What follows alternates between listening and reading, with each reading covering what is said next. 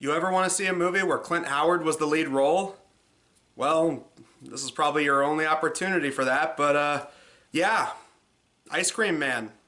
There are no bad days here at Wishing Well, only happy days. Open wide, Gregory. It is a happy day. Now he's out, rehabilitated with a brand new job. Here you go. I'd like to buy a gallon of your, hard pack. Next. You didn't say please. Did you see little Roger Smith today? He was at the park. Why? We got a missing kid. His ice cream has a secret ingredient. What the hell is that ice cream dork doing out this late? What's your favorite flavor? Wow. Always so kind to the little children. I brought you something special. Ooh, sounds yummy. There's something weird going on here. Even with a head start, there's no escape.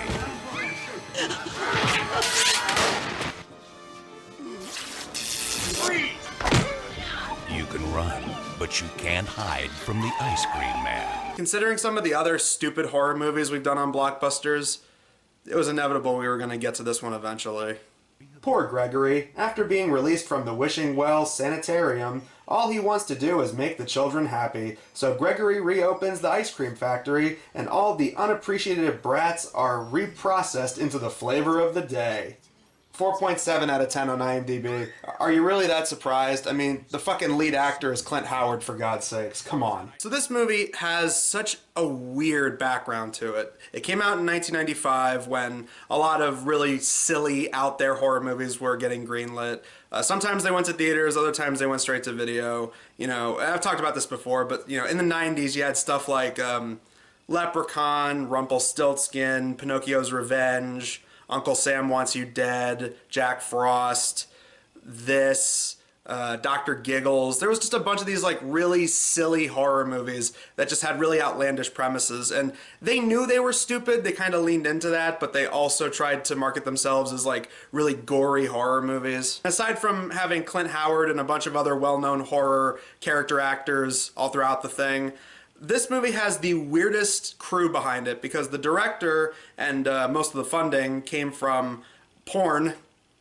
Yeah, a porn company helped finance this thing, and the director is responsible for such winning titles on IMDb like Sperm Bitches and other such fucking titles like that. But interestingly enough, two of the writers of this movie, one of them would go on to direct Wedding Crashers. Anyway, yeah, Clint Howard, well-known brother of Ron Howard, and he's mostly well-known because his brother keeps throwing him a bone to be in his movies. And, you know, Ron Howard might be the nicest guy in the world because he pretty much gives work to all of his family members. It's not just his brother, but also his dad. His dad also pops up in a lot of their stuff. And I remember, like, that last season of Arrested Development, he has like a lot of his family members in that as well. Like I think his daughter was in that too. Before I forget, I gotta mention, there was a documentary about Ron Howard not too long ago on TV, and they interviewed Clint Howard in that, and I shit you not, Clint Howard was wearing a baseball cap that just has the Ice Cream Man across it. And he got this idea, he got this dream to make movies, to be a director, to be a John Ford, to be a Frank Capra. The vibe out there was, are you kidding? Opie doesn't become a director, you know, and Ron fought that. No, this is a really stupid movie, but you know what? Clint Howard will always have this one movie where he is the main star in it. You know what? No one can take that away from him, so give this movie that. Anyway, let's talk a little bit about the movie. So, the Ice Cream Man begins in black and white, and it looks like Mayberry from the Andy Griffith Show. But not for long, because a bunch of Al Capone-style gangsters then do a drive-by on an ice cream man, and he drops to the ground in front of a kid who's sitting on the sidewalk and just casually watches the man die in front of him, and he grabs some ice cream out of the guy's truck, and then the kid's mom consoles him, and just staring across with his cold, dead eyes, he's just like, now how am I supposed to get ice cream? Who's gonna bring me ice cream, Mommy? It's supposed to signify the kid's gonna grow up to become a madman, and sure enough, he grows up to be Clint Howard. Yeah, this kid grows up to be the titular Ice Cream Man, who has a name. His name's like Gregory Tudor or something. It's Gregory is his first name, and I kind of wish they didn't say his name. I wish they just called him the Ice Cream Man, like he's the man with no name. But nah, they do give him a name. So Gregory is Clint Howard. He's the titular ice cream man, and he's a total psychopath because he drives around and he gives kids ice cream that has like bugs and like mice, like dead mice and like mice droppings and shit, just because he's a fucking psychopath. It's pistachio. Yo, man, I said 2 creamsicles and a bomb pop. Because as they elaborate throughout the movie, he was sent to an institution when he was young, and it was a really bad institution that didn't really treat him for any of his mental illness. They just injected a bunch of like green reanimator syrup into his head with a needle, and they had people dressed up as clowns and feed him supposed to be ice cream, but it's pretty apparent that it's mashed potatoes. Happy, happy, happy, happy, happy. Open wide, Gregory. Gregory. Trick of the trade here, whenever they have ice cream in movies or like TV shows or whatever, more often than not, it's almost always mashed potatoes with food coloring, because when you're under super hot set lights, it almost always melts the ice cream. So to make it look quote unquote appealing and to make it look like it's not melting before your eyes, they always use mashed potatoes. And sure enough, I noticed that all throughout this movie. Anyway, once Wishing Well Hospital or whatever lets Gregory out, he gets a job as an ice cream man because he just looked up to that ice cream man that died right in front of him. So I guess that made him want to go back into it. But for some reason, he hates kids. He hates kids so much that he gives them this like tainted ice cream with like nasty shit inside of it. And we quickly establish our little ragtag team of not Stephen King kid main characters. They really felt like something out of a Stephen King book, because you have the girl, you have the like kind of edgy kid, you got the kind of main kid, and then you got the token funny fat kid, which, gotta talk about this. Kid's name is Tuna. As far as I can tell, they didn't give him a real name, and that's not a nickname. He's just called Tuna all throughout the thing. And maybe it's just because I've been rewatching The Office with my family not too long ago, but every time they said Tuna, it instantly made me think of Andy calling Jim Tuna in The Office. Big Tuna is a super ambitious guy, you know, cut your throat to get ahead type of guy, but I mean, I'm not threatened by him. The other funny thing is, he's supposed to be the token funny fat kid, because the first time you see him, they're on a playground, and he ends up dropping his popsicle, and he just picks it up, and despite it being covered in sandbox sand, he just keeps licking it. Tuna, you're not good at... Oh, gross, Tuna. He's supposed to be the funny fat kid of the group, and the kid is not fat. They clearly just stuffed a fucking pillow into the kid's shirt every scene to make him look fat, but it doesn't work. It's so fucking obvious every time. Almost like this movie was financed by a low-budget porn company or something. Then you got the Brainiac kid, and his name is Paul, but because he's so young compared to the rest of them and short, they call him Small Paul. And he's supposed to be like the Brainiac kid because he has glasses, and the first time you see him, he's reading. In a thing that's supposed to be thematic to the rest of the movie, he is reading The Pied Piper, which comes into play a little bit later on. But every time they showed this kid, because he has like a little blonde bowl cut, and the way his face kind of looks, every time I was thinking, shit, is that Macaulay Culkin? Because he looks like Macaulay Culkin in The Pagemaster with the glasses and everything.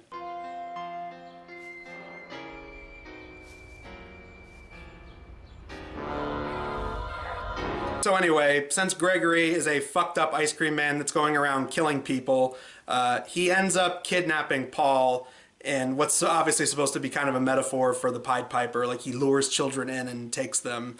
And all throughout the movie, he has Paul in his ice cream factory where he gets his ice cream. And it's like he's trying to teach him to become the next evil ice cream man. Like, he doesn't kill him. He kills everybody else, but for some reason he wants Paul to be his protege, his apprentice, to learn the ways of making ice cream and delivering it. You gotta just dump a little bit of this stuff in. Makes it sweet. See, you gotta just put a little bit in. It's the special amount you put in. Also established that Gregory lives with the nurse that took care of him when he was in the hospital, played by Olivia Hussey. And my favorite thing is they show flashbacks when she was younger, and then they show her like all throughout the movie in the present. She's supposed to be older because they have her hair up in a bun and she has glasses. They didn't even try to give her old age makeup. She looks exactly the same. She's still good-looking Olivia Hussey from 1995. She's still an attractive woman, and they try to make her like, oh, she's old because she's dresses like an old biddy. And it's like, no, bullshit. She's still Olivia Hussey. She's still gorgeous. Where were you last night around 6? He was here, working to pay his rent. Why are you bothering this poor boy? I'm the one with the missing dog. Who are you? I'm Nurse Wharton, Gregory's landlord, neighbor, and guardian. One of my favorite things with these characters is fairly early on, there's a part where they're asking about his flowers, which are clearly plastic. And, you know, those daisies are magnificent. And then later when you find out that, oh, everyone at this insane asylum is crazy, even the doctors, they're like, those weren't real plants, they were plastic. It's like, yeah, no shit. Why all the plastic flowers? Because real ones die. A string of murders go on throughout the town. Unfortunately, one of the first ones you see in the movie is a dog get killed. And it's supposed to be the dog of the nurse. Are we having a bad day? Anyway, a local neighborhood kid called Roger goes missing, and Roger is not part of this ragtag group of kids, the Rocketeers as they call themselves, which I'll get to that in a second. That was really bizarre. Yeah, Roger disappears, and everyone assumes that maybe the ice cream man kidnapped him, and this is shortly before Paul ends up going missing. So Roger eventually ends up coming back a little bit later on, but for now, this is when people start suspecting that the ice cream man is up to no good.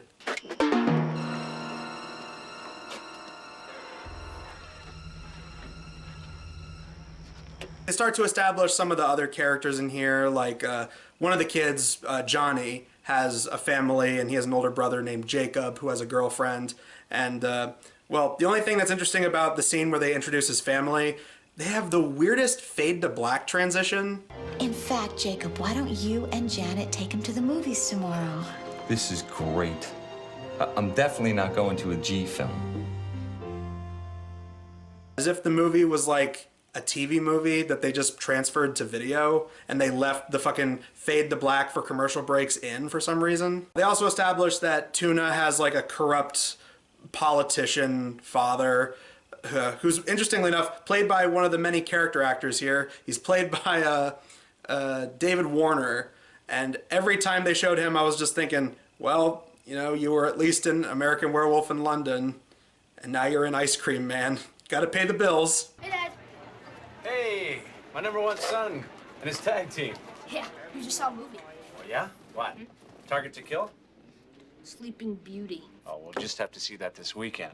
Don't tell your mother. He's a corrupt politician, and I find it funny this was in 1995 because they established that he's cheating on his wife with names like Wanda. My favorite thing is when she's introduced, and every time she shows up in the movie, they have like this like sexy bongo music playing every time. It's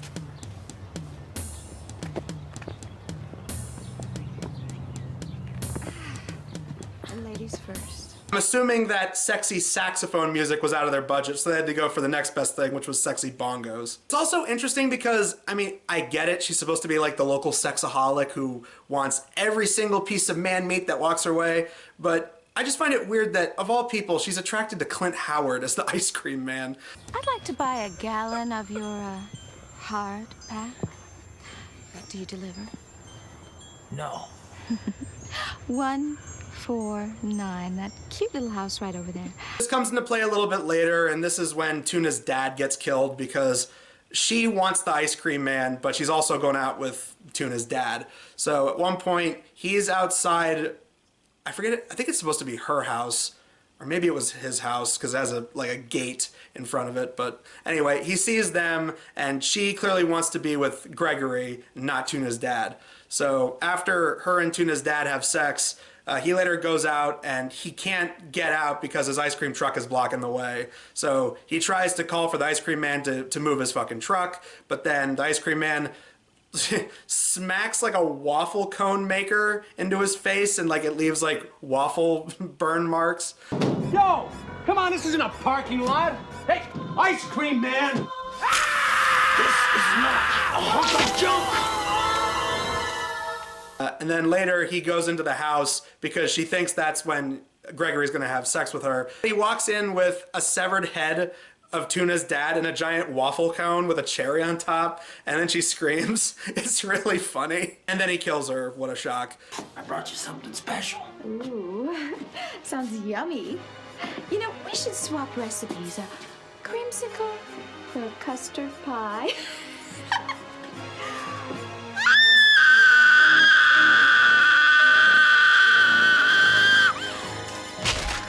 Now, with all this going on, you also have two cops that are trying to figure out what's going on, and this is one of the dumbest scenes in the movie. These two cops are asking if, any suspicious activity going on, while completely negating the fact that the guy they're talking to is incredibly suspicious. But then Gregory decides to pull a sick practical joke on them, and he says, "Oh, you guys want ice cream? It's on the house." And he gives them ice cream, and of course he squeezes eyeballs into it.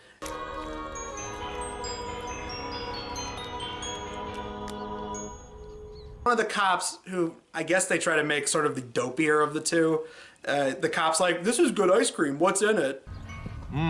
What's in it? It's classified, officer. I know the joke is supposed to be, oh, yeah, the joke is what's in it. Eyeballs. That's what's in it. But it made it funnier to imagine that the cop was asking, what's in it, dairy products and, I don't know, chocolate extract. It's like, what else would be in ice cream? All throughout the movie, you have it that either adults don't realize how dangerous Gregory is, or they're just starting to realize how dangerous he is, like these two cop characters, who kind of come back later. Meanwhile, the kids are trying to figure out where this Roger kid is, as well as Small Paul, and they start to suspect that maybe they're both dead, because they have a scene where they're at church and they're talking about, oh no, Small Paul might be dead. We need to recruit a new kid. And that's when Roger ends up reappearing because he was able to give the ice cream man the slip. So they're basically initiating Roger into their group, the Rocketeers. And this goes beyond just Rocketeer is the nickname of their group. Late at night, they soup up their bikes to have miniature rockets on them. And at first I was like, oh, that's just a style thing. But later they actually shoot a rocket off at a car. Holy shit, the kid's got a gun. They're even donned in militia attire. They have black berets, they have matching black button-up uniforms. It's they go rolling through the night and they follow the ice cream man, and he shows his infatuation with the ice cream man that he saw die as a kid because he leaves a bunch of ice cream by his gravestone to honor him. And then that's when they see that he has Small Paul, and they make a getaway and he threatens them. Little turds are gonna have to learn you can't run from the ice cream man. I know where you live. You tell anybody, I'm gonna get your mom and dad. One of the many disappointing things in this movie, not that many puns. I mean, there are a couple, but there's not as many ice cream puns as I thought. And the ones that are there, for the most part, they're not very good. Trolling for tuna. That's what I call a brain freeze. Your ice cream.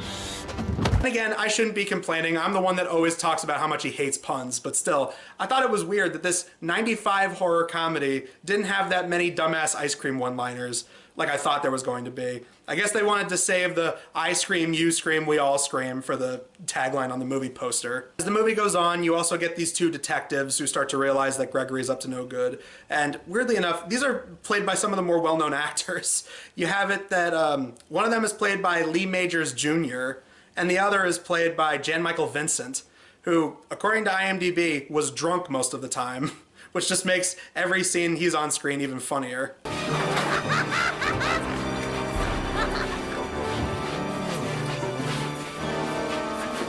They go to the sanitarium that Gregory was held at to try and figure out what's wrong with him, but then you find out that this place is just run by inmates, basically. The doctors themselves are lunatics, and they keep injecting this green ecto-cooler looking shit into people's heads to keep them happy, and then everyone is just kind of walking around like zombies. And there's a scene where the two guys split up, and then they start like having to fight their way out of this place, and they end up like running to their car once they actually get out of it, and they call for backup and peel out of there. We're getting close to the end of the movie.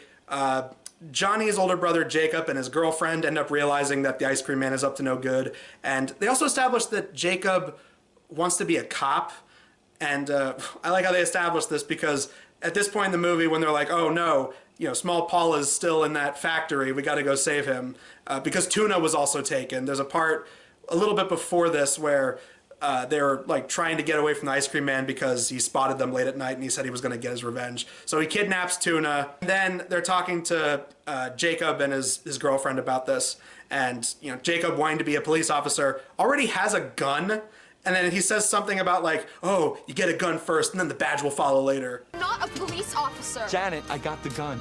The badge will follow. But then they decide they're gonna go back for Tuna, or I love how Jacob puts it, we're gonna go back for the fat kid. Let's just go help the fat kid while there's still time. They go in to save Tuna and Small Paul, but Jacob ends up getting killed. And then Clint Howard comes out dressed up in Jacob's clothes, and that's when he kills the girlfriend by sticking something through the bottom of her like chin and then up through her mouth. It reminded me of the way they took out one of the bad guys in Hot Fuzz. Hiya, honey. Kids get out of the back seat and they all make a break for it. Tuna ends up getting out of the ice cream box thing that he was locked in. So they all make it outside and they start scattering around. Olivia Hussey notices all this going on, and Gregory lies to her that they're just playing a game of hide and seek. And she ends up getting the kids to hide inside the house.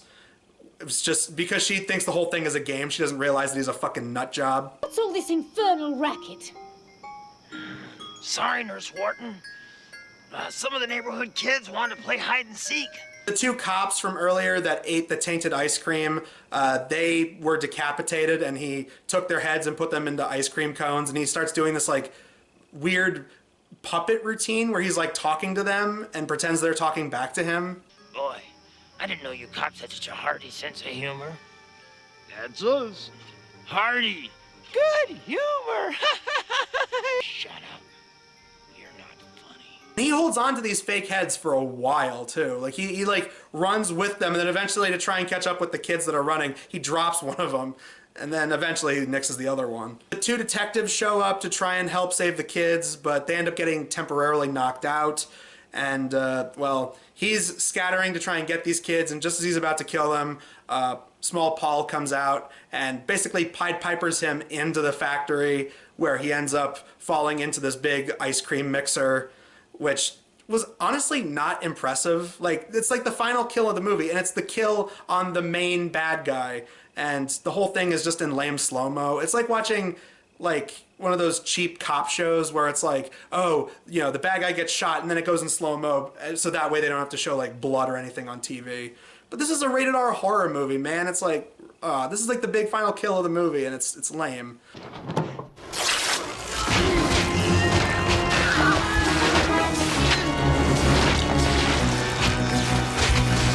Though admittedly, Small Paul does get a pretty awesome one-liner to finish him off. Who's the Pied Piper now, ice cream dick?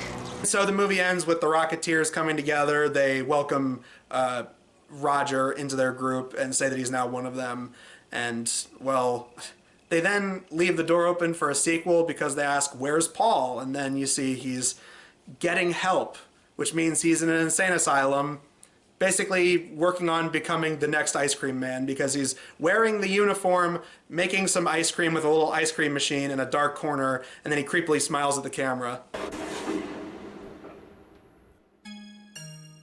A really sad thing is they did plan on making a second Ice Cream Man movie.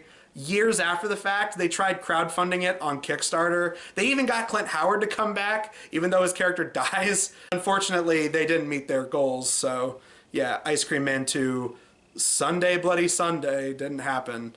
And all I can say to that is, you know, as stupid as this movie is, and as stupid as this second movie probably would have been too, if we can live in a world where there's going to be multiple Winnie the Pooh and Mickey Mouse horror movies, why the fuck can't we have a second Ice Cream Man? Is there really some rule saying that's where we draw the fucking line? Overall, Ice Cream Man, it's not a very good movie, but if you watch it as a dumb horror comedy from the 90s and accept the fact that it's a horror movie that has Clint Howard as a killer Ice Cream Man, it is entertaining. There's lots of stupid fun all throughout, like a lot of the props and stuff, like the severed heads and the giant waffle cones. That was pretty entertaining. Most of the character actors in this are having fun, even if some of the weird subplots aren't really met up. Like there's one I forgot to mention where, for some reason, one of the kids' moms thinks that they're possessed by an archangel, because they also established that one of the kids has a priest for a father.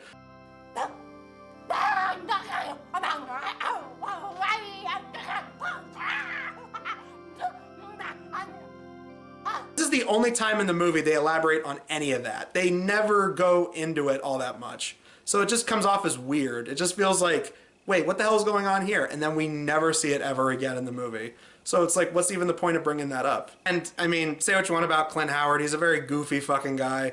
But you know what? Like I said at the beginning of this review, nobody can take this movie away from him. This is the one movie in the world where Clint Howard is the main guy. So you know what? He did fine. He was clearly having fun with it. He clearly gave it his all. And you know what? For what it's worth, I'm totally down with that.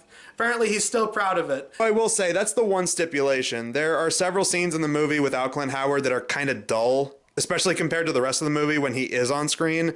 So yeah, be warned. Whenever there are scenes without Clint Howard, they're not as entertaining as when he is in the movie. But yeah, I wouldn't really say this is a great horror movie or anything, but if you're looking for a dumb, silly horror movie from the 90s, and especially if you're looking for a movie that's so dumb it's entertaining, I would say this is a way better choice than some of the recent so bad they're good horror movies we've had. Like I said, with Winnie the Pooh, Blood and Honey, and stupid shit like that. I would prefer movies like this because while they are silly, they still have an earnestness to them, versus new movies like Sharknado and crap like that. They clearly make those to be bad on purpose, and I don't think those are as fun. I think movies that try to treat themselves seriously while also leaning into some of their dumber aspects, I think those are better compared to these where it's like, oh, poor CG sharks in a tornado. You know, like the ones that are constantly wink, wink, nudge, nudge, we're in on the joke. I'm not really into those. The ones that are more like this, or like the early Leprechaun movies, they're stupid movies, but they're at least entertaining stupid. And I prefer that over those kind of dumbass movies. Anyway, we have just one more video for Blockbusters this month. We are going to be talking about the 90s Captain America movie. Yep, the one where his costume has the stupid little wings on his head. But we'll talk about that a little bit closer to the end of the month to try and tie in with the new comic book movie that's coming out with Deadpool and Wolverine. So until then, I'm Adam Sykes, The Blockbuster Show, and we will see you guys in the next video. I put myself out to come here on the premise that you had found something extraordinary. That is not extraordinary, that's bullshit. Well, the assault on the train happened in daylight. Daylight? Fuck my donkey.